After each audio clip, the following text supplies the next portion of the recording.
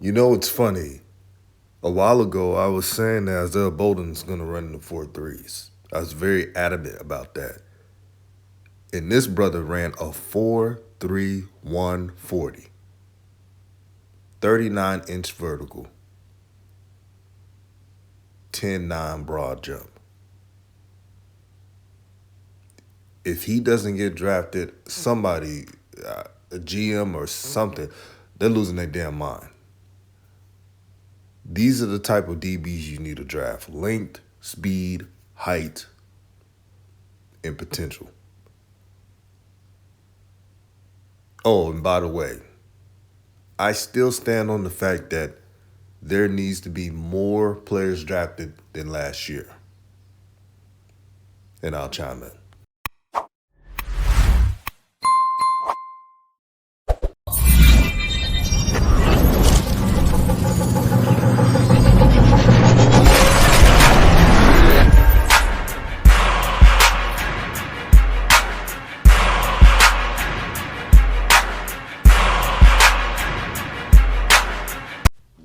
What's good, everyone? This is RawTruth Media, giving you the raw content that you deservedly need. Please like and share this video throughout all social media platforms. Isaiah Bowden did the damn thing, man. 6'2", 205, ran a 4.3 10.9 broad jump, 39-inch vertical. Need I say more?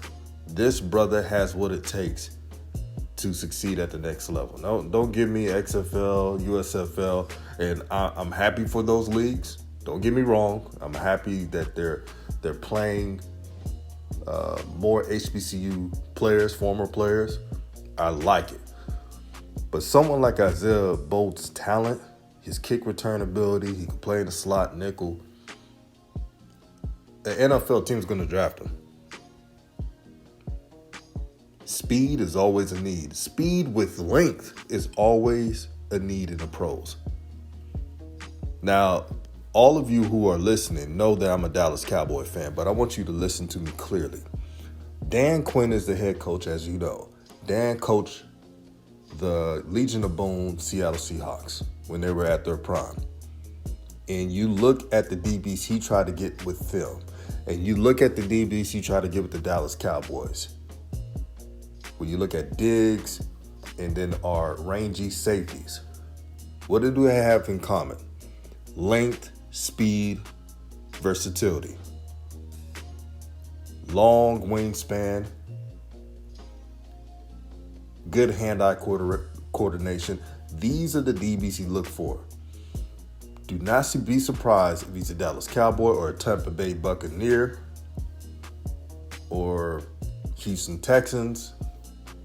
I'm just telling you the teams that may look into Isaiah Bowden's services. It may be a different team, who knows? But someone's going to give him a chance.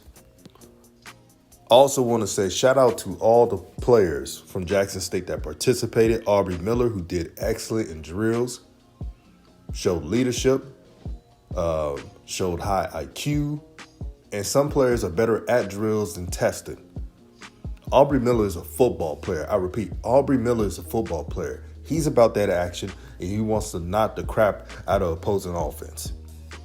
Dejon Nugget Warren, again, posted great numbers. Now, do I think he will be in the NFL? Well, since he didn't play as much this past season, he probably go to the XFL or the USFL.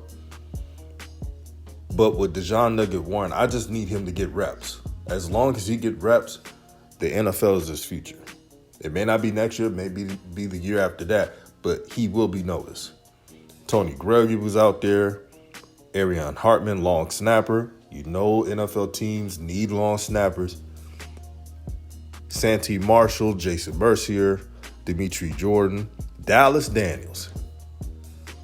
And he actually posted great numbers. Shuttle time was good. Vertical was solid.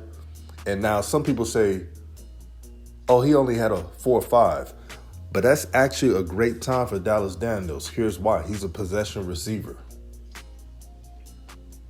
So route running, being at the right place, the right time, sure hands, he showed that to scouts. And I believe he should be drafted.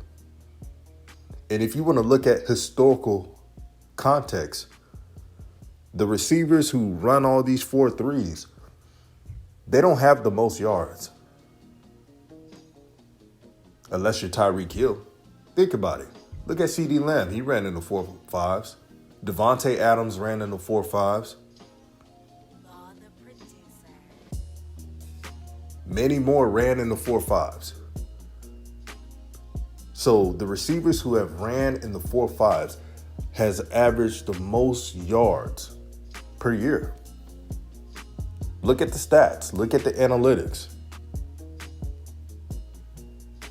But this is momentous. This is historic.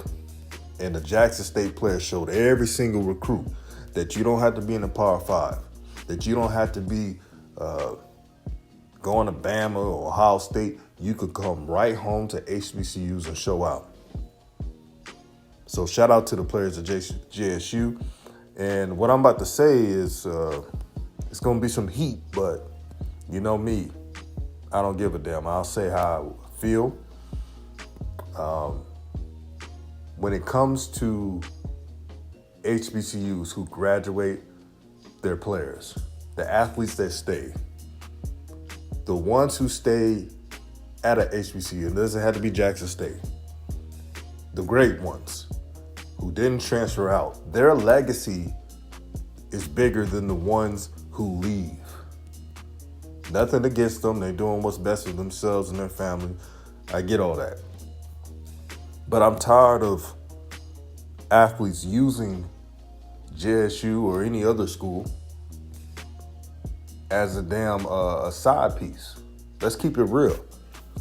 JSU has 100+ history of success in athletics, Hall of Famers, a respected university.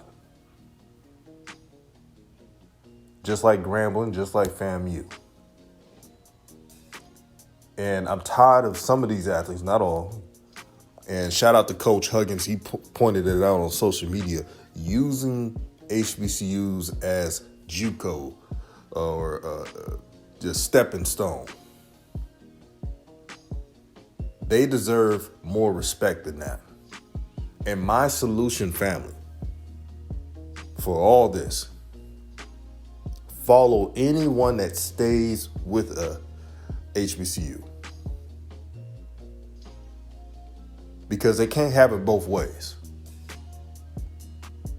And it's funny, some of the players that left JSU, they still want to come around the facility. They still want to go around the pro days. They still want to be around the coaches. So that tells you they miss home. You can never replace being with your people. Never. And just because you transfer out doesn't mean you're going to make it to the NFL. Do you know what the NFL stands for? Not for long. Only a few can make it. So I'm not worried about any athlete that transfers out of the HBCU. I'm worried about those who are loyal to HBCUs and those who are transferring in. That's all that matters. TC Taylor is going to revamp his whole roster into his image. Maurice Harris is one of the best in the FCS right now. Probably the best offensive coordinator in the country. I'm talking about FCS, that is. If you look at his background, if you look at the offenses he's coached, he has a bright offensive mind. And Jackson State will score points. So if you have any chance of trying to beat them, you got to outscore them. But shout out to all HBCU athletes. Keep doing your thing. Keep changing the game. And don't be succumbed to the game within the game. You heard that, right? Man, next year is going to be something. Competitive football. And I was talking to a couple of people. I believe that there's a great chance that no one goes undefeated in the SWAC. If someone goes undefeated in the SWAC, they're winning it all. You heard it first. And Celebration Bowl. This is the toughest, I repeat, the toughest the SWAC has been in years. Prepare to watch a show. Peace and blessings to everyone that's listening, and I'm out.